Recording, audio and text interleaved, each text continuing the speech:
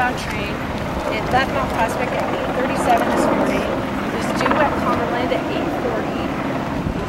The typical capacity on this train is about 850 passengers, though with it being a Friday, sometimes it's a little bit lighter, and obviously all the stops haven't been made. But just for general information, normally there's about 850 passengers on board. We are working closely with our contract carrier, and they'll speak to you as well from the Union Pacific. So while we brand all our trains as Metra, we do have two contract carriers, the BNSF and the Union Pacific. Union Pacific also has been in touch with us from Oklahoma, and they will be flying people in to come to the situation and to also address the media. Tom Lang, the corporate spokesman, will be here as well. And Wes Nugent is here from the UP, and will address some of the operational issues. As far as our service, it's obviously completely stopped on the entire UP Northwest line, and we don't know how long that will be. They have to investigate, they have to look at the equipment, they have to investigate the tracks and inspect the tracks before we can move again. So right now we are working with some of our other partners, PACE and the CTA. PACE will be offering some busing later today, and the CTA is accepting all Metra passes. Up until this point, the information we have is that 14 people have been transported, including the Union Pacific engineer, and that will be up to Wes if he wants to give you any more information about that. Certainly from Metra are very concerned about the situation. We had a board meeting today, so our brand new CEO is expressing his concern, and he will soon find out everything he can about what has happened today as the investigation continues.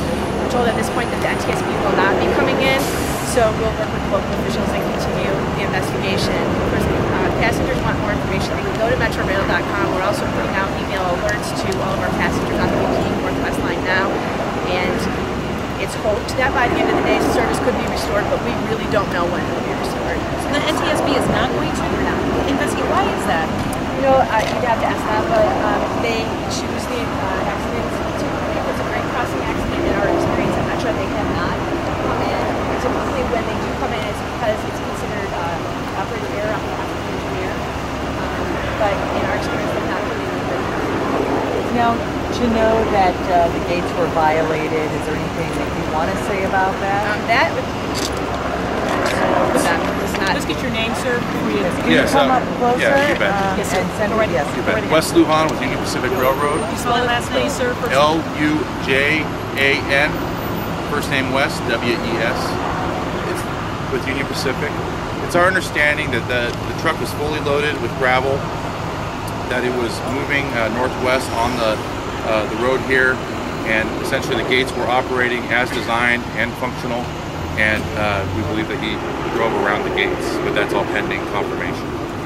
Do we know what this confirm whether or not the driver died or not? No, ma'am. Can you confirm whether the driver died or not? The driver did pass away. The family, no, we are not releasing the name. The family's pending notification right now. We believe so, yeah. That's what I was told.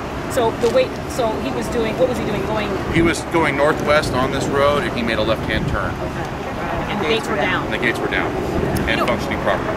You know, one of the neighbors told us, an eyewitness said that if there's a real problem with the engineering, the gates and all work fine with functioning, but it's the left-hand turn that seems to be a problem for some of the bigger vehicles that have a trailer or a load. They sometimes get caught there. Have you heard any complaints from drivers at all about that being a concern? No, ma'am. You know, we have done, the design is an issue with the diagonal roadway here next to our railroad track. We have done extensive safety diagnostics on this line as recently as March 24th. I believe we were in this area looking at these issues. We have done a lot of outreach with the local communities on that, and we try to make everybody aware that they need to follow the signal design and the gates. When the lights are flashing, there's no reason to go around them. How fast was the train going and you know, we do not know that right now, but we're estimating around 50 miles an hour. So that's pending confirmation. Now, tell us a little bit about the injuries of this conductor, what happened, his transport. I mean, he was obviously in the front. Correct. He was in the front of the train, or excuse me, he was in the front of the train, but we are assessing. He's at the hospital right now getting looked at, and we hope to have more information on that shortly. But we do not know the extent of his injuries right now. What else can you tell us about him? How long has he been on the job? That sort of thing. We do not know that, and we do not give out engineers' names. But He's affiliated with Union Pacific. Yes, sir. He is an employee of Union Pacific Railroad. Correct. We operate a purchase of service with Metra, basically a contractual relationship with them. It is our crews that run these trains. could you tell us though, was his initial report of this to you or who he does was like, oh, we just hit a dump truck, or did he describe how like he saw it happening? Is there any early information? I do not have any of that information at this time, but there are protocols in place when a collision like this occurs. There's a series of notifications that happen within the railroad and with our Metra partner in alerting first responders, etc. So there is a total series of events that happen when that occurs. I do not know that. One of the We're talking about the engineer of the locomotive. Yeah. We do not know. I do not know that information. One of the witnesses said that when the impact happened, they were in the second car, and then the fire started, and they saw smoke, and they started kicking out the window on their own. But they were told to stay calm. To stay there and wait for direction. Do you know what transpired there? I do not have the details at this moment. Yeah, we said that the engineers all went around and told everyone to get out when they opened the doors. Is that what you know? That most likely be the protocol. Or the ticket takers or whoever? Yeah. Conductors. They would be conductors on the crew. Yeah, the engineer was on the operating crew. The front of the train. They went around the gates, not that it was on the way around. We believe that they did go, that the driver did go around the gates, but pending detail.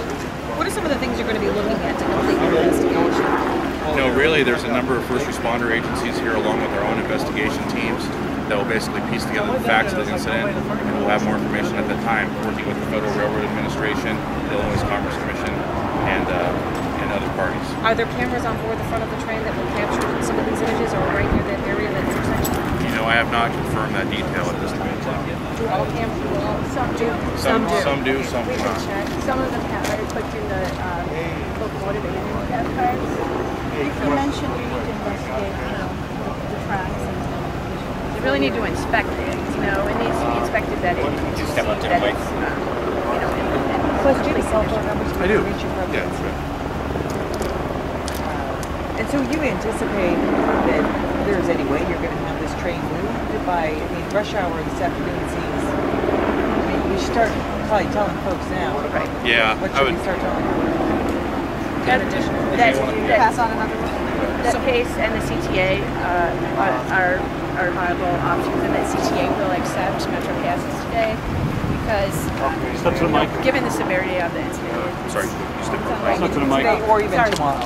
I can't speak for tomorrow. I'm working with Wes. It's hopeful that the service could be restored, that the track can be restored, and that the equipment can be inspected by the end of the day today, but that's not likely. So people definitely need to make alternative plans, which would include the CTA is accepting Metra passes today, and PACE is working with us to develop a bus plan, and by the afternoon rush hour, we'll certainly have more information on metrorail.com. But in terms of the afternoon, They are. so in terms of the afternoon, trip home, plans for PACE to have. We're working with PACE to go around this, but we don't have that in place yet. Right now, what we have with PACE is a plan for them to pick up at the YMCA and Cottage. Then PACE bus will take the passengers to we're on the truck. So you had 14, you transported 14 victims, is that? The most recent number I have actually not. You described the damage to the rail cars. I don't think they've had an opportunity to fully assess that, but Not to my knowledge, Judy. Obviously there's extensive damage. The truck was in bad shape, and as well as the front of the locomotive. But we're assessing that right now, and we'll get you more details if we have it. Can you tell us about the extent of the injuries? And I heard there was one fatality. The driver was killed of the dump truck. The locomotive engineer, his condition is being assessed right now at the local hospital, but we do not have any more details about his condition at this time. And you transported 28 or 29 other people? 29 passengers have been transported to the hospital here. 10 were treated here on site for minor scratches, that kind of thing. So a total of 39 then, 29 transported. 39 treated on site. Okay. Or, yeah, 10 treated on site. And of the ones that were treated, go ahead. Plus the engineer, right? Correct. So are you familiar with any work being done on